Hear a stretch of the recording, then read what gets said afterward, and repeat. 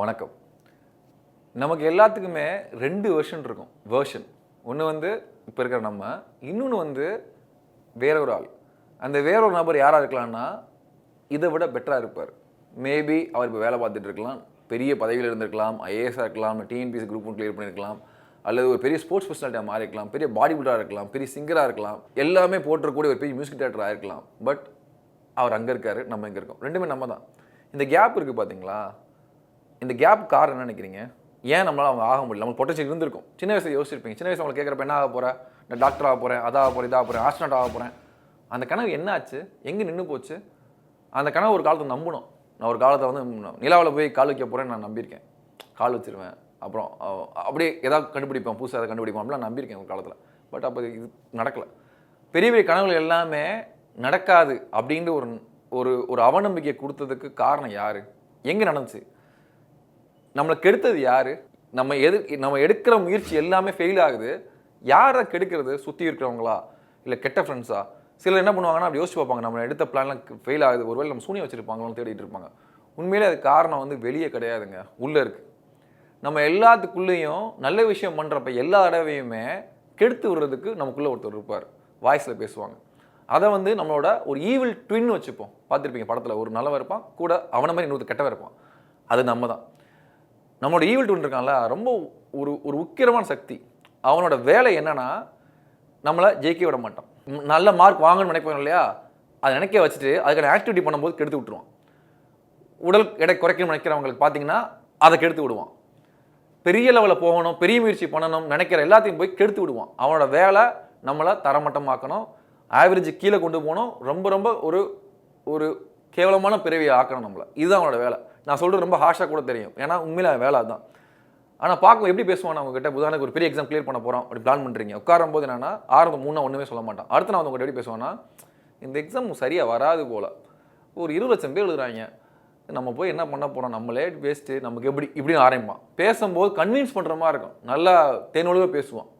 பேசும்போது நீங்கள் அப்போ மசிக்கலை, இல்லை பரவாயில்ல, அப்படி ஏதோ ஒரு மூடு கிரியேட் பண்ணி படிக்க ஆரம்பிச்சிட்டிங்க அப்படின்னா கூட என்ன பண்ணுவான்னா, இன்றைக்கி எதுக்கு படிக்கிற, ஒரு 3 நாள் படிப்போமா, வர பிப்ரவரி 1ஆம் தேதி படிப்போம், அது வரைக்கும் 3 நாள் தயாராகும், ஒரு ரிப்போர்ட் டே செலிப்ரேட் பண்ணிவிட்டு அது பண்ணலாம் அப்படின்னுவான். தள்ளி போடுவான், ஏதோ காரணம் சொல்லுவான், சாக்கு சொல்லுவான். மழை பெய்கிற மாதிரி இருக்குது, இப்போ வெளியே டீ குடிச்சு படிப்போமா அப்படின்னு சொல்லுவான். டீ குடிச்சு வந்த பிறகு நீங்கள் நல்லா இருக்கே, நம்ம ஒரு பாட்டு கேட்டு படிப்போமா அப்படின்னுவான். உங்களை ஜெயிக்க வைக்கக்கூடிய வேலையை செய்ய விட மாட்டான். சரியா? இதுக்கு பல ரூபத்தில் வருவான். பட் இவனை எப்படி தோக்கடிக்க முடியும்? இந்த ஈவில் ட்வின், நம்மளை கெடுக்கக்கூடிய சக்தி. இதுக்கு வந்து ஸ்டீவன் பிரஸ்ஃபீல்ட் ஒரு ஆத்தர் இருப்பார், அவர் இது வந்து ரெசிஸ்டன்ஸ்னு பேர் வச்சுருப்பார்.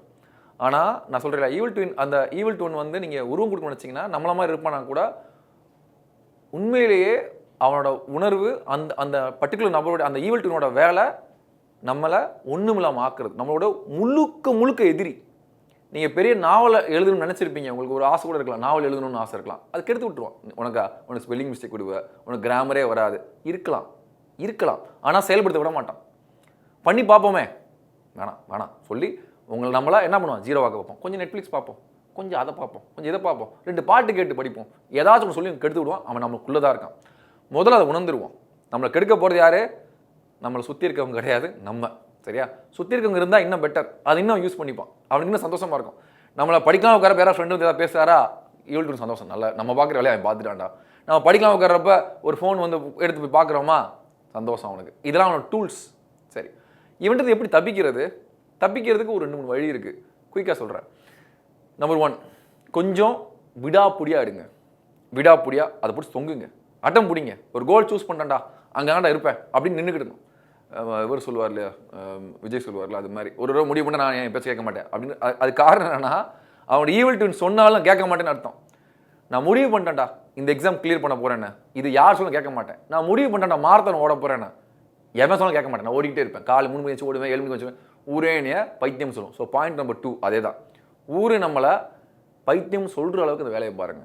இந்த எக்ஸாம் இப்படிலாமல் படிப்பாங்க, காலை 3 மணிலேருந்து 8 மணிக்கு படிச்சுட்டு இருக்கான், நைட்டு ஃபுல்லாக படிச்சுட்டு இருக்கான், இப்படிலாம் பண்ணலாமா? நல்லா யோசிச்சு பார்த்தீங்கன்னா உங்களுக்கு புரியும். வெற்றி பெற்றவர்கள் எல்லாருமே ஒரு காலத்தில் பைத்தியம் சொல்லப்பட்டவங்க தான். பைத்தியம் சொல்லுவோம். ஸ்டீவ் ஜாப்ஸை ஒரு வேளை ஜெயிக்காம போய் தான் பைத்தியம் சொல்லியிருப்போம். ஸ்டீவ் ஜாப்ஸ் மட்டும்தான் நம்பினார் அந்த கனவு நடக்கும்னு. வின்ஸ்டன் சர்ச்சில் மட்டும்தான் நம்பினார் அவங்க ஜெயிக்க போகிறாங்கன்னு. ஒரு உதாரணம் பாருங்களேன், 10 வருஷத்துக்கு முன்னாடி உங்கள் ஊரில் யாரோ ஒருத்தர் இடம் வாங்கியிருப்பாங்க ஊருக்கு வெளியில், கரெக்டா? அன்றைக்கி வாங்குறப்ப என்ன சொல்லியிருப்போம்? அது தர்சாக இடம், அதை போய் வாங்கி வச்சுருக்கான், இல்லை வீணாக போயிடுவோம், ஒன்றுமே இல்லைங்க, அது கரண்ட்டும் கிடையாது ஒன்றும் கிடையாது, வாங்கி வச்சுருக்கான். இன்றைக்கி அவர் எப்படி இருக்கார்? 10 வருஷத்துக்கு முன்னாடி ஒரு பைத்தியம் பேர் வாங்கினாரா? ஆனால் பைத்தியமா கிடையாது, ஜீனியஸ்.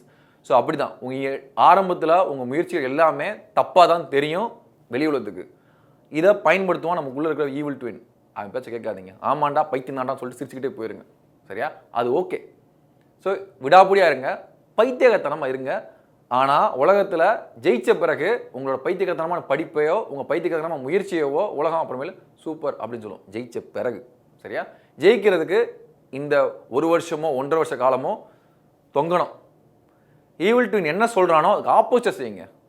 ஈவில் ட்வின் கடைசி வரைக்கும் நம்ம கூட தான் இருப்போம், சாகுற வரைக்கும் நம்மளுக்கு கெடுக்க ட்ரை பண்ணிட்டு இருப்போம். லாஸ்ட் விட்டு கிடச்சா கூட அவனுக்கு கெடுத்து விட்டுருவான்.